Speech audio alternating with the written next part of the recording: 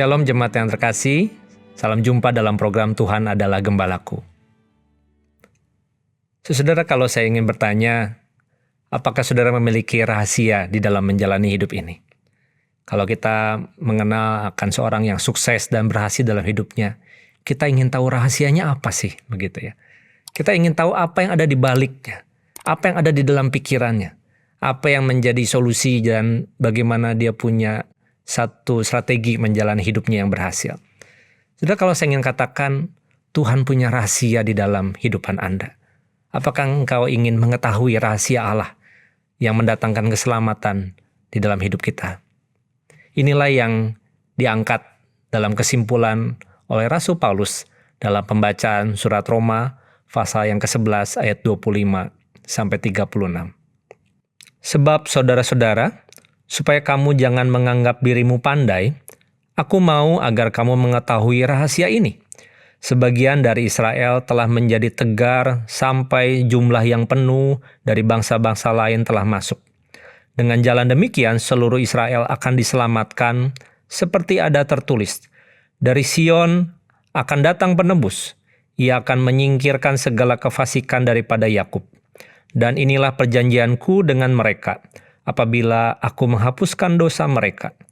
Mengenai Injil mereka adalah seteru Allah oleh karena kamu. Tetapi mengenai pilihan mereka adalah kekasih Allah oleh karena nenek moyang. Sebab Allah tidak menyesali kasih karunia dan panggilannya. Sebab sama seperti kamu dahulu tidak taat kepada Allah, tetapi sekarang beroleh kemurahan oleh ketidaktaatan mereka. Demikian juga mereka sekarang tidak taat, supaya oleh kemurahan yang telah kamu peroleh, mereka juga akan beroleh kemurahan. Sebab Allah telah mengurung semua orang dalam ketidaktaatan, supaya ia dapat menunjukkan kemurahannya atas mereka semua. Oh, alangkah dalamnya kekayaan, hikmat dan pengetahuan Allah. Sungguh tak terselidiki keputusan-keputusannya, dan sungguh tak terselami jalan-jalannya. Sebab siapakah yang mengetahui pikiran Tuhan? Atau siapakah yang pernah menjadi penasihatnya? Atau siapakah yang pernah memberikan sesuatu kepadanya sehingga ia harus menggantikannya? Sebab segala sesuatu adalah dari Dia, dan oleh Dia, dan kepada Dia. Bagi Dialah kemuliaan sampai selama-lamanya. Saudara, kita butuh diselamatkan dan dibebaskan dari segala hukuman dan kutuk dosa. Seperti yang kita pelajari, Paulus menjelaskan dengan banyak bukti dan pola pikirnya sejak dari pasal 1 sampai pasal 10.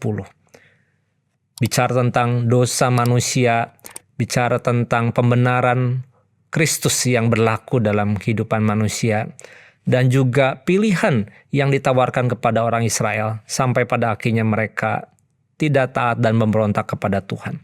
Namun semua karya keselamatan yang diprakarsai itu oleh Allah sendiri.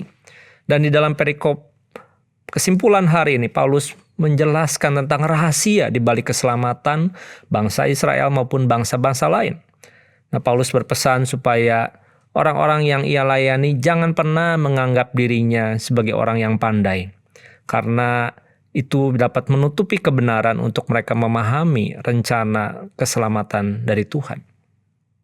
Tapi Paulus juga membuka rahasia tentang rencana Allah bagi bangsa-bangsa.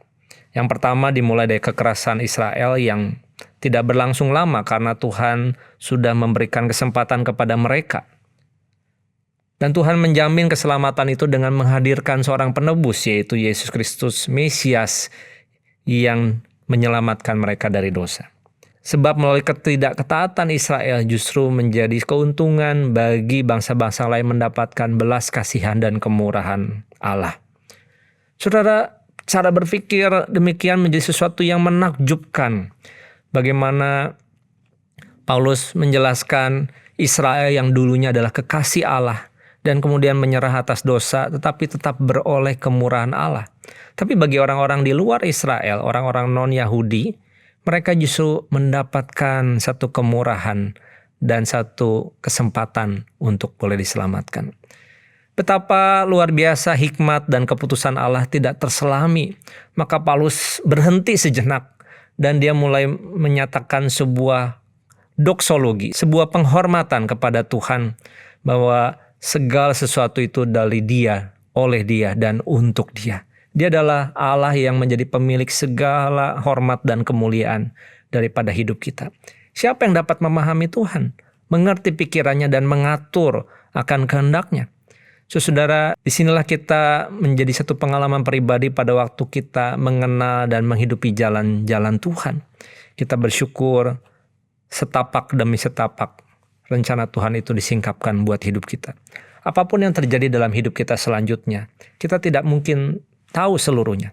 Tapi ketahuilah bahwa Dia adalah Sang Pemilik hidup yang pikirannya mungkin kita tidak pahami sekarang. Tapi Dia selalu menjadi Allah yang punya cara menakjubkan, menuntun hidup umatnya, sehingga setiap proses kehidupan bisa memberikan sebuah berita keselamatan bagi hidup kita.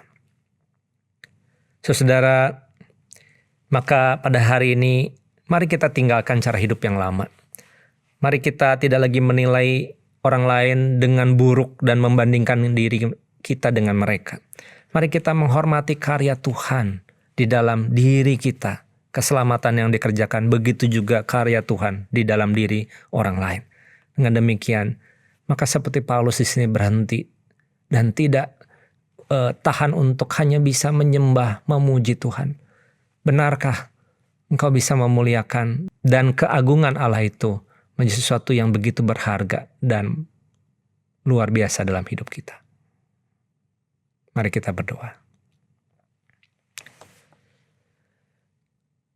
Tuhan Yesus, betapa waktu kami membaca dan berhenti di bagian ini, hati kami tidak bisa tidak untuk bersyukur, menghormati dan menyatakan kemuliaan hanyalah bagi Tuhan. Manusia bisa berusaha dan melakukan banyak hal, tetapi Tuhanlah yang berencana dan yang membuka jalan. Kalau kami bisa memiliki pengalaman pribadi mengenal Tuhan, itu sungguh adalah kasih karunia yang Tuhan nyatakan. Tapi kami juga dipanggil untuk boleh menyatakan rencana, rahasia keselamatan itu juga bagi semua bangsa. Supaya mereka bisa mengecap dan mengenal kebaikan Tuhan. Pakai kami Tuhan, sehingga kami bisa merespon dengan tepat dan tulus. Hanya di dalam nama Tuhan Yesus kami berdoa. Amin.